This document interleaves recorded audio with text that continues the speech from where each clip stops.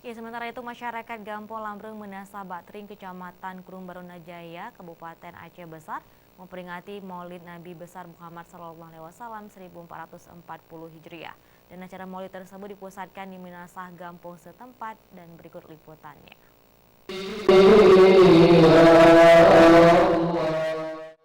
Lantunan zikir yang dibawakan oleh grup zikir dari Dayah Darul Mu'arif Lam Ati Aceh Besar di Menasah Gampong Lambreng Batring sudah menjadi rutinitas di saat datangnya peringatan Maulid Nabi besar Muhammad SAW.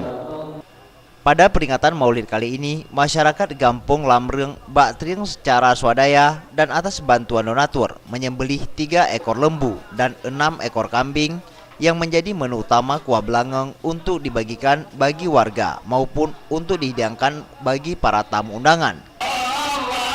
Gici Gampong Lambreng Menasah Batring, Darwin Sulaiman mengatakan, perayaan Maulid tersebut dengan harapan melalui momen perayaan Maulid tersebut bisa bersilaturahmi dengan kampung tetangga dan bisa meneladani sifat-sifat Rasul untuk diterapkan di kehidupan kita sehari-hari. Momen seperti ini kita untuk mempersatukan seluruh masyarakat, karena dengan acara-acara seperti inilah semua elemen masyarakat kan hadir di sini, tidak hanya satu kampung, juga kampung tetangga, desa-desa tetangga, termasuk juga masyarakat kami yang sudah kawin keluar atau tinggal di luar. Dengan acara seperti ini pulang semua ke kampung sehingga kami jumpa kembali dengan semua.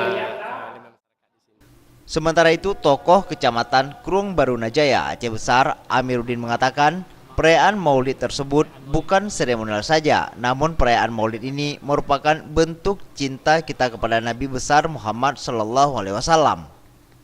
Banyak yang bisa kita memetik di dalam Maulid Nabi besar ini, seperti mencontohkan suri tauladan Nabi di dalam hidup sosial, bermasyarakat, saling menghargai, saling membantu.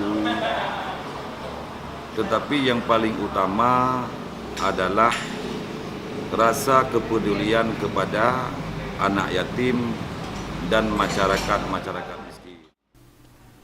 Tim Liputan Aceh TV. Jangan cuma membuat